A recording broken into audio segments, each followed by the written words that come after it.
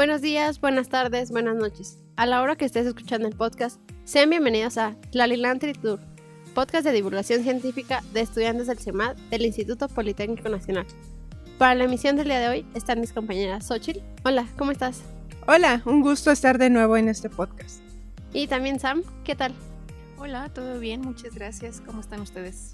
En esta emisión contamos con un invitado especial, Andrés Zúñiga, compañero estudiante del tercer semestre del doctorado. Gracias por estar aquí. Hola, muchas gracias por la invitación. Antes de comenzar y para que nuestro público te conozca, ¿nos puedes contar un poco acerca de ti, Andrés? Bueno, primero, yo soy ingeniero ambiental de la Universidad Distrital Francisco José de Caldas, en Bogotá, Colombia. No sé si se note por mi acento que soy colombiano. Pero después realicé una maestría en Ingeniería en Producción Más Limpia en el Centro Mexicano para la Producción Más Limpia de aquí del IPN. Y luego, pues ahora estoy cursando el tercer semestre del doctorado en Ciencias en Estudios Ambientales y de la Sustentabilidad aquí en el CIMAD. Como tal, pues elegí estudiar en México porque, digamos, cuando salí de la universidad tuve una muy mala experiencia laboral y decidí volver al mundo de la academia y buscando, digamos, entre mis posibilidades, la mejor que encontré fue México, dado que considero yo tiene un muy buen nivel académico a nivel Latinoamérica y también son bastante amplios y generosos en las becas para extranjeros, por lo que decidí venir a continuar mis estudios acá en México. Pau, el día de hoy también nos traes un tema relevante para las ciencias ambientales, para el país y creo que para el mundo. Es el uso de índices de contaminación para la evaluación de la calidad del suelo en sedimentos. Cuéntanos, ¿cómo llegaste a estos índices? Bueno, la verdad, en el desarrollo de tanto de mi maestría como de mi doctorado, me he enfocado, mis temas de investigación se han enfocado, digamos, en la contaminación generada por las actividades mineras. En la maestría estudié la zona de Tasco el Viejo, que es muy cercana a Tasco, en Guerrero, que es una zona que tiene una larga historia de minería de plata. Y ahora en mi doctorado estoy enfocado en una zona en Colombia que se llama el Chocó Biográfico, específicamente la cuenca del río Atrato, el río Quito, que en estos momentos está siendo gravemente impactada por la minería de oro aluvión. ¿Y por qué índices y no algún otro método? Bueno, en el desarrollo de mis investigaciones me he encontrado con diferentes metodologías para evaluar la contaminación, pero en mi opinión considero que los índices son bastante valiosos dado que tienen en cuenta un elemento que se conoce como background, que en español sería como los niveles de fondo, que lo que hace es que toma en cuenta la concentración que yo encuentro en los sedimentos de interés, pero los compara con una concentración que se considere natural o promedio o estándar antes de la contaminación, que es este background que les digo, por lo cual siento yo nos da una visión más completa de si existe o no contaminación, dado que compara la concentración actual con una concentración que se considere natural. Una pregunta, ¿a qué te refieres con índices? Bueno, de manera general, un índice es como tal como una comparación, una proporción entre la concentración que yo encuentre en los sedimentos en mi zona de estudio contra la concentración que yo encuentre en lo que considero yo el background. Entonces, de manera general, si bien cada uno tiene fórmulas diferentes y tienen en cuenta diferentes aspectos, como tal, un índice es una proporción entre la concentración de mi sedimento de interés, que estoy intentando averiguar si está contaminado o no, y la concentración del background, lo que les decía yo que son los niveles de fondo, que son los valores que yo considero que son no contaminados o estándares o normales. ¿Y cómo determinas el background?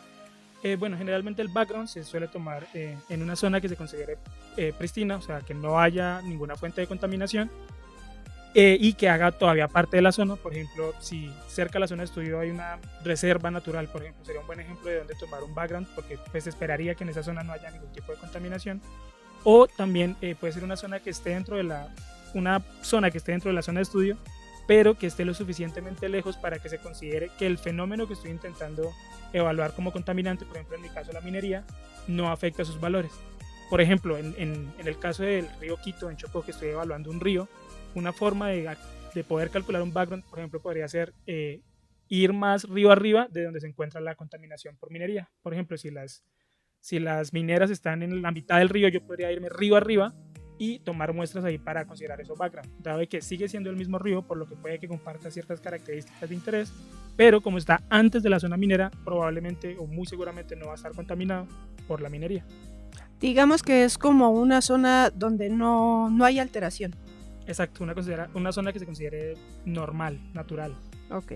Y, por ejemplo, geológicamente tenemos que los sedimentos son materiales acumulados sobre la superficie que se han derivado de procesos como la erosión. En pocas palabras, es como material producto de la descomposición de las rocas. ¿Tú por qué los estudias en sedimentos? ¿Por Eh, qué estudiarlos en sedimentos? Vale, justamente como dices, sí, los sedimentos son producto de procesos erosivos, entonces como tal la minería se podría considerar que es un proceso erosivo antropogénico, por así decirlo, hecho por el humano, dado que generalmente la mayoría de minerías lo que hacen es que toman el material, la roca, el suelo, y lo vuelven partículas, lo pulverizan, por así decirlo, para extraer los elementos de interés o los minerales de interés para cada minera. Entonces digamos que al evaluar sedimentos también, o sea, como que estoy evaluando en parte el material producto de la minería. Y también porque, digamos, en los sedimentos es la primera parte donde puede que se depositen los contaminantes. Un buen ejemplo de eso es, por ejemplo, en la minería de oro, que es la que pasa en el río Quito. Generalmente el oro, para extraerlo, se amalgama con mercurio. Entonces es muy probable que los sedimentos queden cargados con ese mercurio que se utiliza para amalgamar el oro. Entonces, como que, digamos, es un buen reservorio de contaminación de la minería. ¿Y el mercurio es tóxico?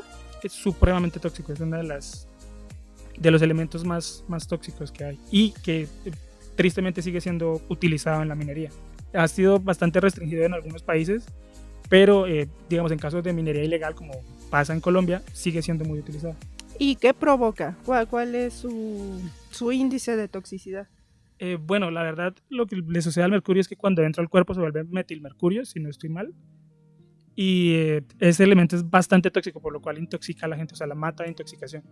Bueno, uno de los principales ejemplos a nivel mundial y en la historia de esta intoxicación por mercurio, específicamente por metilmercurio, es el caso que pasó en Minamata, que producto de una industria química, un pueblo entero que se llama Minamata en Japón terminó intoxicado con metilmercurio y pues murió aproximadamente creo que 45 personas en el pueblo, y este caso fue el primero que llevó a que se estudiaran más los efectos del metilmercurio y también que se restringiera el uso de mercurio en ciertos países, dados los efectos tóxicos que tiene este elemento.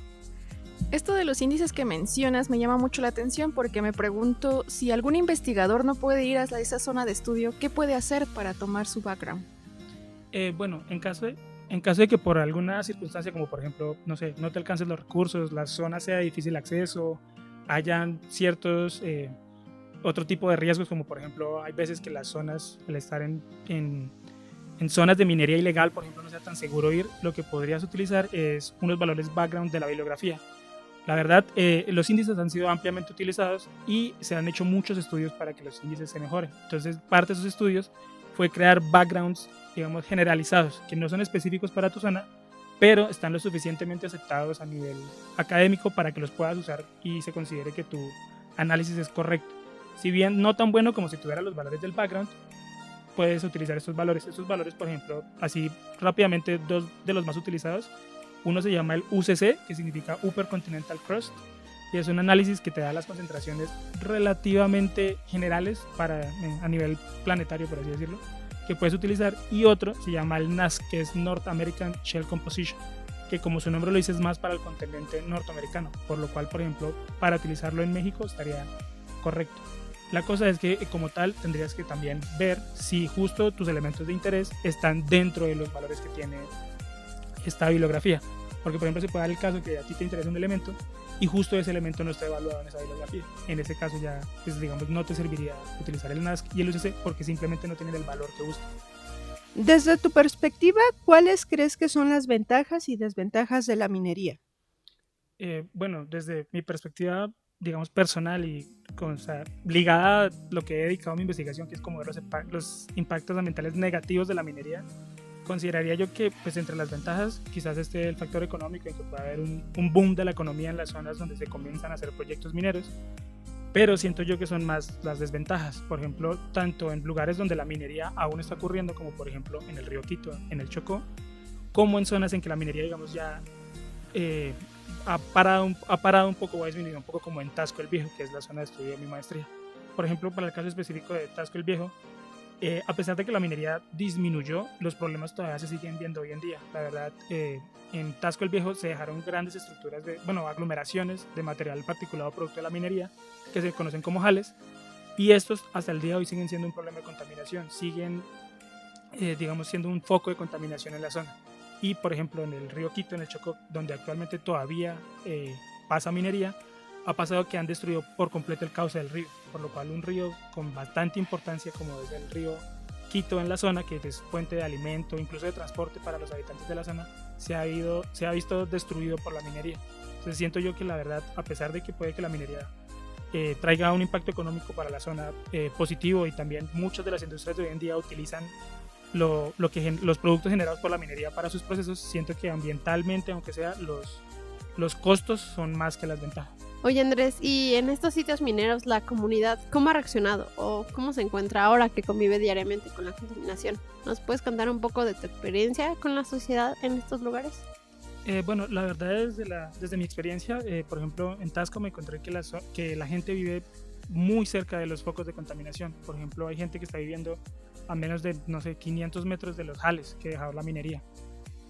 Por lo que considero que a pesar de que se sabe que es un foco de contaminación, la gente eventualmente como que se acostumbra a estar cerca del foco de contaminación, lo cual pues siento yo que es peligroso para la sociedad. Incluso también, por ejemplo, en el río Quito, en Colombia, pasa que la gente sigue viviendo en zonas donde se sabe que se está en este momento produciendo minería y que utilizan mercurio. Entonces como que eventualmente como que lo normalizan, a pesar de que se sabe, o bueno, no sé si tengan tan claro o no, pero creería que sí tienen aunque sea la noción de que eso es una fuente de contaminación y que eventualmente puede traerles problemas, por ejemplo, de salud. Oye, y tu zona de estudio anterior de Taxco, pues sigue siendo un destino turístico importante en México, sobre todo por la venta de plata. ¿De dónde viene entonces esa plata si ya se paró un poco? Bueno, como tal, mi zona de estudio se centró más un poco en la zona que se conoce como Tasco el Viejo, que es la zona como de que, digamos, ya no tiene tan presente la minería, sino los efectos de la minería, como les decía, los jales.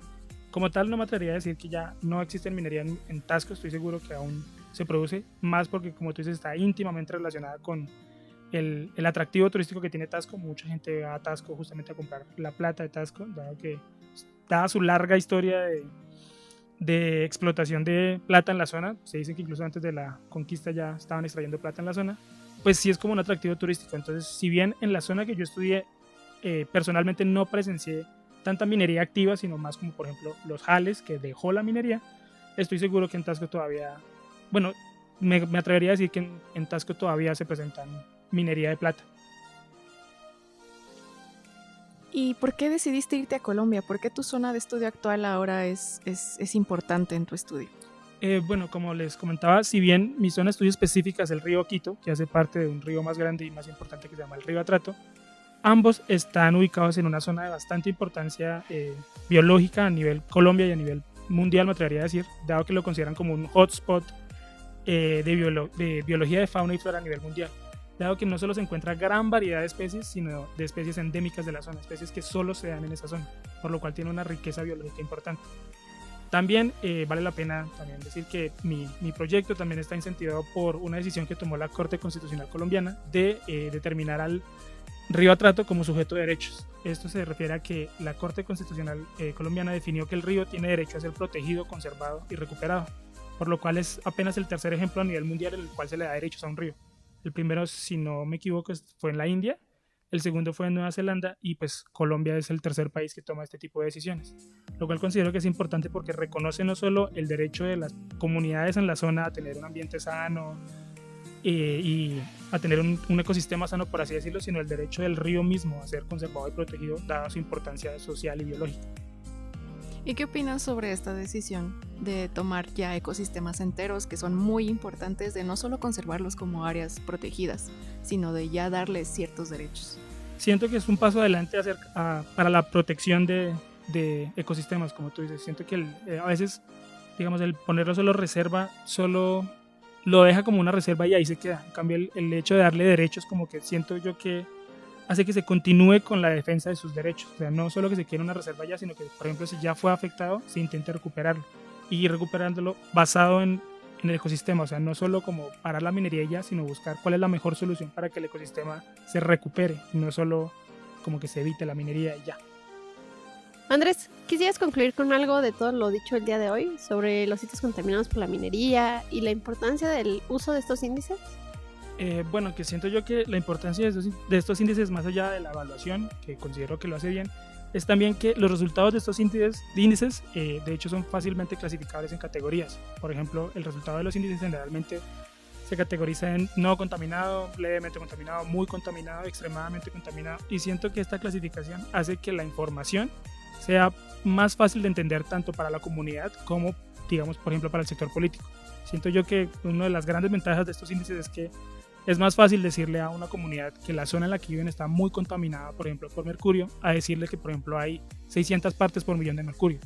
Probablemente si les digo las 600 partes por millón de mercurio no me entiendan tan claramente como si les digo que respecto a los análisis que hice con índices encontré que la zona está muy contaminada con mercurio, lo cual puede que les dé una idea más clara del peligro en el que se encuentran o de que necesitan hacer medidas de restauración en la zona, bien sea a las comunidades o a los sectores políticos.